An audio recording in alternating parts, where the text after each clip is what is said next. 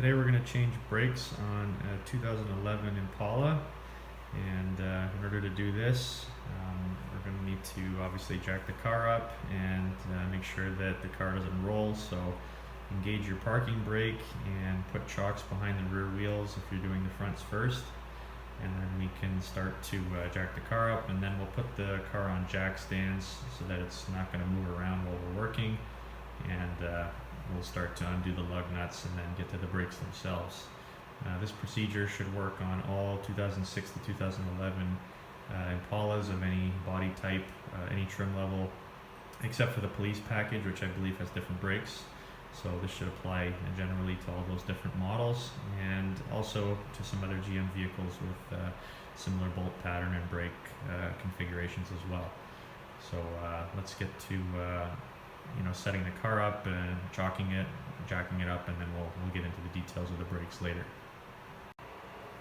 Okay, so as you can see, I've got the jack under the car, and there's a very convenient jack point. It's basically a rubberized pad, just about 1.5 foot inboard of the rocker panel. You can see it right there, and that's probably the best place to jack the car up. And then once you get it up in the air, you can put the jack stands on. I get it up a few inches off the ground just to relieve a lot of weight off the tires, and I'll start undoing the lug nuts so that the tire doesn't rotate as I'm trying to untorque the lug nuts. And then once the lug nuts are loose, then you can lift the car the rest of the way up and pull the wheel off, and then put the jack stands underneath. Okay, so as you can see, I've got the car up off the ground and on jack stands, and one good thing to do is to turn the steering wheel in the direction of the wheel that you're working on. So in this case, I'm working on the front passenger side, so I've turned the wheel all the way to the right, which rotates the caliper in such a way that you can gain access to the bolts behind, because you need to have space to manipulate a socket wrench or a breaker bar. In this case, I'm using a very large breaker bar, and the arm on it is really long, so I need the space. So first thing we're going to do is tackle these two nuts on the back here. They're 14 millimeter. So get a 14 millimeter metric socket. If they're rusted on, you might need the breaker bar, otherwise you can use a regular socket wrench, but we're just going to remove these first, and that should free up the caliper. Okay, so I've taken off the two bolts from the top and bottom of the calipers, and now the caliper body is free to move, so I'm just going to pull on it, and it comes off. Now, very careful with the hydraulic line that brings the brake fluid from the master cylinder to the pistons. You can see the pistons here and the hydraulic line. If you hang this caliper, it's very heavy and it will probably break the rubber hose, and then you'll have big problems. So either use a hanger to suspend it from the coil springs on top, or you can just sort of bury it somewhere where it won't be in the way. Like you can put it here, for example, and just lay it there. That way you can work on the rest of the brakes and not have to worry, but just be careful of that hose, because that hose, cannot break. Okay, so I just want to make a note that I came across a bit of a discrepancy between the instructions and what reality is. So instructions would have you believe that you have to first remove the caliper with a 14 millimeter socket, when in fact the 13 millimeter fits and the 14 does not. So I ended up using a 13 mil socket on the calipers. The next set of bolts that you have to remove is to remove the holder for the actual pads themselves, and this is supposed to utilize a 13 millimeter socket, but in fact it uses a 15 millimeter socket, which is what this is. Again, a very odd discrepancy that I have to look into further. One of the benefits of watching my videos is you get to see the mistakes that I come across firsthand, because oftentimes I haven't done the work before. So this is like a noob walkthrough kind of thing, and I just found a perfect example of when the instructions are sometimes different than real life. So be prepared and just have a 13, 14, 15 mil socket handy, just in case you run into this problem as well. So as I've said before, you're going to need a 15 mil socket for the second set of bolts. I've already removed the calipers, so now I'm working on this sub-assembly here, which holds the brake pads. And I just finished torquing these loose, and I've found that it's really super convenient to have a breaker bar handy. So it's a really good investment, because oftentimes these things rust on, and the same is true for pretty much any other fastener on a vehicle. So you're going to use this tool over and over again. So once you get that, torque broken free there, you can loosen it with your fingers the rest of the way. But essentially, you're just going to remove those two bolts, and once they're free, you can pull the rest of the brakes away, and that's going to allow you to remove the old pads and all the shims and everything, clean up the parts, get them all greased up for reassembly, and then you can install the new pads.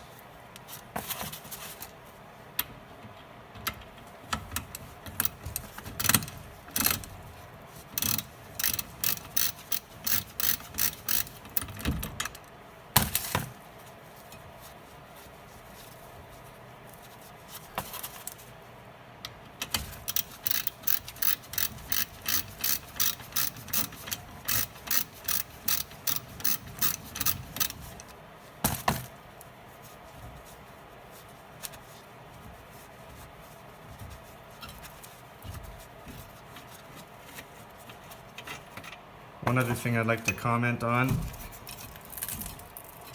is that the rotor should not be coming loose the way you see it coming loose now. There's two reasons for that. First of all, it's usually seized right on the hub, but more importantly, there's a torque screw that's supposed to hold the rotor on the hub. Okay, so now I've got the pad holder off the car and just sitting on a working surface. The pads are still stuck in here. I got the new pads here, but I'll get to that in a second. So basically, they just slide in from the side into these metal bracket things. So just grab onto one of the pads and just pull it out sideways, pull it away from the caliper, or from the pad holder, and it'll just pop out. It slides into these metal grooves here on each side. So same with this one here, you just pull it straight out. And very important that you remember which one you took out of where, and best thing to do is just immediately match it up. Find your new pad and check to see where the little squealer is here, and find the new pad that looks exactly the same. You can see that these two match each other, so they're a match. So put that one here in its place, find the matching one for this one here. You can see these two are identical. Put that one over here, and at least that way you know where they go. Then you have to take off these two metal clips, one on each side. There's one over here too. Take these off. Again, don't mix them up. Just remember, this is for the bottom and this one's for the top. These have to be completely cleaned with brake cleaner, and then you want to apply grease. Really, the only place the grease needs to go is where the pad's contacted, but I'm just going to be very generous and put a lot of grease everywhere. The grease will help the pads slide in and be properly seated. But as for this housing here, just brake clean everything. Get this brake cleaner stuff here. I got the Gunk brand, but they make tons of different brands of brake cleaner, and just spray the whole thing down, and use something like a toothbrush here. You can just go around and clean all the surfaces that the metal clips install into, and that way everything will be clean. And put grease here, put grease in here after you've cleaned them, and then put grease on the tips of the little tips on the end of the pads here and here, and that's where the pads will install into the clips. And once you've cleaned and greased everything, you'll be ready for reassembly. So I'll show you what that's going to look like. Okay, so as you can see, I've already brake cleaned and greased everything. By the way, I'm using a wheel bearing and chassis grease. It's a lithium-based grease. It's this pink stuff here. It's got a straw. I'm using that to apply the grease, but don't drink out of this. It's toxic. So basically, like I said, you just want to paint all the areas that are going to be touching the brakes or touching moving components. So in the middle of these shims, you've got, you know, that's where the brake, that's where the ends of the pads slide into. So that's where you want to apply grease. And on the holder itself, you want to put the grease where the shims go. And then I've also greased up the fasteners. All the fasteners, the threads are now greased as well. So that's pretty much it. All the bearing surfaces, all the threads and everything that's got moving parts or, you know, touching the brakes in some way, just put a generous amount of grease on it, and then we'll just reassemble everything in the reverse order. Okay, so I've got the shims or the clips back in the holder again, so everything's all greased up, and they basically just push them in until they seat. And then I've got the pads. Obviously I remembered which pad was which, and now I'm just going to slide them back in. So I just take that end there, insert it into the metal right there, and with all that grease it should go in really easily. And then just get the other one in at the bottom here, the bottom end. Just push that in there, and it should go in more or less. Might have to tap it a little bit to get it in there, but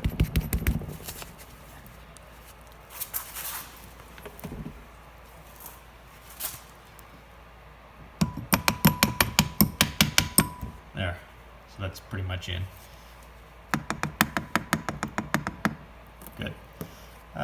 Try not to use a hammer if you can possibly help it, because you don't want to shatter the brake material or anything, but you can use a rubber mallet if you have one. That might be a better idea.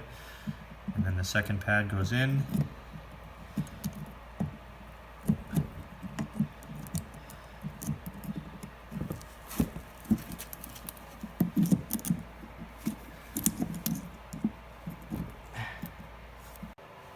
Now you can see the pistons here. These are the pistons in the caliper. We're back to the car again, by the way. I'm just looking at the caliper that we put to the side earlier.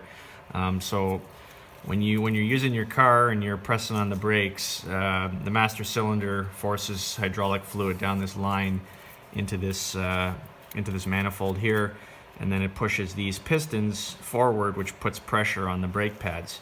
The problem is that as you use the brake pads and they wear down and they get thinner, the pistons have to move further and further forward to apply brake pressure. So by the time your brakes are worn out and ready to be replaced, these pistons will be quite a bit forward. And then when you put the new pads in, the new pads are thicker, so they won't fit because the pistons are in the way. So what you have to do is drive the pistons back manually, and to do that you need a C-clamp. So here I've got a C-clamp, and basically I'm just going to put the C-clamp between the back of the piston and the front there, and then the idea is you just crank this onto the piston there and turn, and you'll see that piston move. You can see it's moving back into the body there. And just keep going until either you feel it stop or until you get enough space to put the new pads in. There's many ways you can do this. If you don't have a C-clamp, you could use you could fill up this space with a couple of blocks of wood, or you can put the old pads back and use them as a pry, you know, like a shim or something, and then get a pry bar in there and pry on that piston with like a flathead screwdriver or a spade or something like that. But if you do have a C-clamp, it's a lot easier because you can just put it like this and just drive that piston back. So with the pistons all the way back and fully seated in their sort of home position, now we can get the new brake pads in there without fighting too much. Okay, so as you can see, I've got the brand new rotor here. This one happens to be drilled. You don't have to get drilled. They have drilled and slotted too. The drilled rotors help evacuate hot air, like air passes through them, and it helps to cool the rotor so that you get less warping and deflection under high temperatures. It's only really important for racing applications, or, you know, when you're standing on the brakes for a long time, you know, using them a lot, stop and go traffic, that sort of thing. Fits right back on the hub, the same way as the old one came off. Just put it back on like that. This one here has 3 different chamfered holes, bores drilled into it, just in case. Basically, you can put that Torx 30 bit anywhere, but I should show you that the hole for the Torx 30 actually goes right here on the hub. So all you have to do is line up whatever holes are provided on the rotor. Just make sure you line up one of those holes with this T30 hole on the hub, and that way you'll be able to install that T30 back in there. So in this case it would go there, but unfortunately, since I mentioned earlier, this one doesn't have it, so I'm just gonna have to make do until I can replace that. And then we've got the new assembly with the pads in it. So this is gonna go back on the car now. And we just slide this over the rotor and line it up with the fasteners that it came with.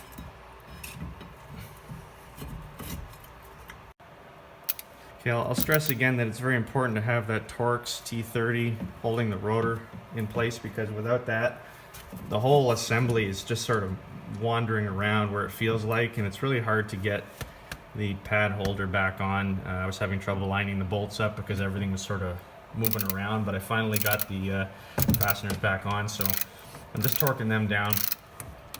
I think they're supposed to be torqued to 75 foot-pounds, so if you have a torque wrench, set it to 75. If you don't have a torque wrench, 75 foot-pounds is about half the torque you would normally need to put on lug nuts, which are about 150 foot-pounds. So one real quick and dirty way to measure torque is just measure the lever arm of the tool you're using. If it's 1 foot, 75 pounds of weight at the end of that will give you 75 foot-pounds. That's not something that most people would bother to go to the trouble of calculating, but I figure, just put like a good amount of force on it.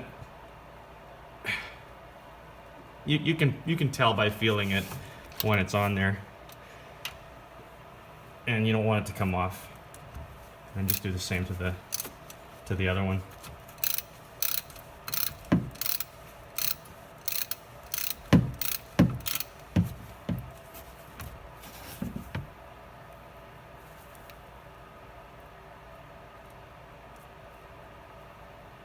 That's about all I want to put on it right there. Now with that on, the hub is still, the rotor's still not attached to the hub, so it's kind of concerning for me, but once you put the lug nuts and the wheel back on, it will at least be immobilized until you can get that replacement part. But next step after you've got this on now is to go ahead and put the calipers back on. So as I said before, you need to make sure that the pistons are all the way back so that they will actually fit over the pads.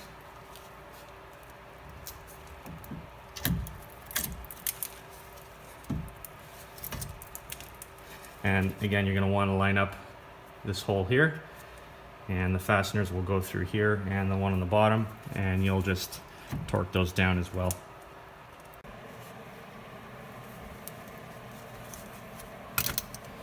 So I'm on the right side, or sorry, I'm on the driver's side of the vehicle now. I've already done the passenger side, but I just wanted to show the step where we tighten down the fasteners for the caliper.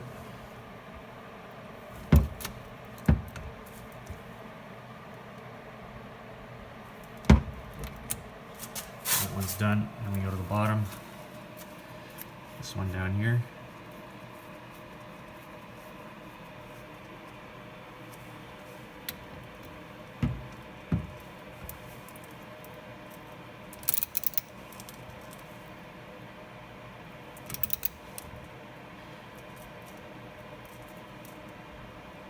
This rotor also did not have the T30 Torx screw holding it in place, which illustrates the point that when you're trying to get this whole assembly back in place and the rotor's wobbling around, it makes it really difficult to line up the bores the center lines of the bores so that you can get the fastener in straight. It makes it really difficult and challenging, and really the only thing holding the rotor on is the pressure from the wheel.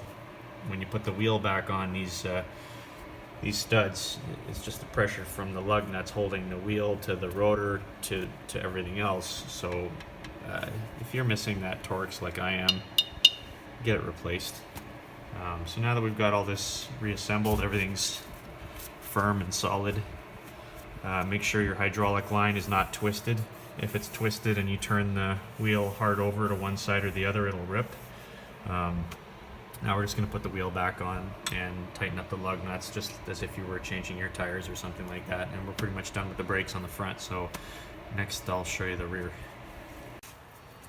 So I'm on the rear passenger side right now, and just same procedure as before, you know, for the fronts in terms of taking off the caliper bolts first and then the holders for the pads. But I finally solved the mystery of the weird socket sizes. So it looks like this is a 14 mil socket. Yeah, this is 14, whereas the fronts were 13. So I think there's a difference between front and rear. So the fronts use 13 and 15, and the rears probably use 14 and 15. So that's what that's about. And bear in mind as well that you can't turn the rear wheels. They're going to be straight all the time, so it's going to be difficult to get tools in there. So I had trouble getting my breaker bar in there, so I had to resort to a regular socket wrench. But the problem is there's not enough lever arm on the socket wrench to get the torque you need to break these free. So what I had to do is just hold that there, get a hammer, and just beat the crap out of the handle until I broke the torque free. It works well enough, so that's one consideration. And then the other thing too to remember is that the rear brakes have the emergency brake, so it's a good opportunity to inspect that, see if it's moving freely. A note about the rears is that it's extremely difficult to get the fasteners off the calipers and the pad holders, because like I said, there's no room in here to get a breaker bar, and you know, the socket wrench is not doesn't give you enough torque, so you're gonna have a tremendous difficult time beating that off unless you can get under the vehicle. Like if you have a lift, it would be really ideal. In this particular case also, the rotor seems to be seized on the hub. This happens quite commonly, so there's a few ways to get it off. You can try beating it with a hammer like I'm about to do, or you can heat it with a torch, heat the hub with the torch, and then the thermal expansion will break the rust off and that'll free it up. Usually though, the hammer trick will work. If it doesn't, then you can try the torch thing, so we'll see how that goes.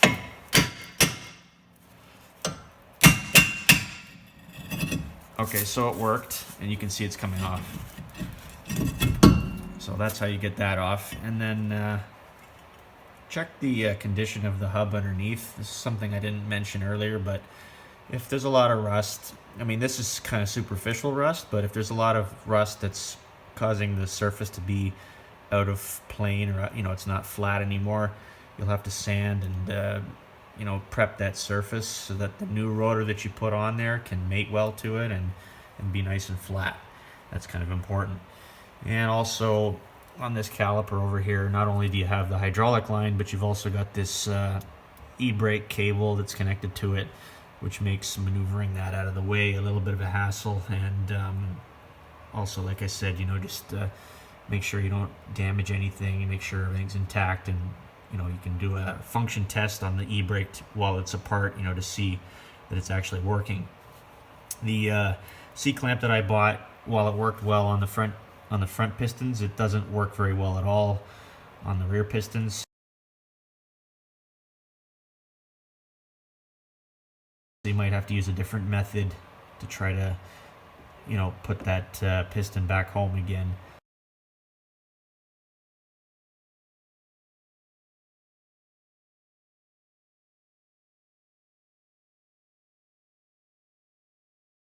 If the C-clamp you bought is not a good fit, you know, to get around the housing to the other side. So I'm just gonna see if I can fit the pads in between there. If they don't fit, I'm gonna have to use some other method to try to pry that back.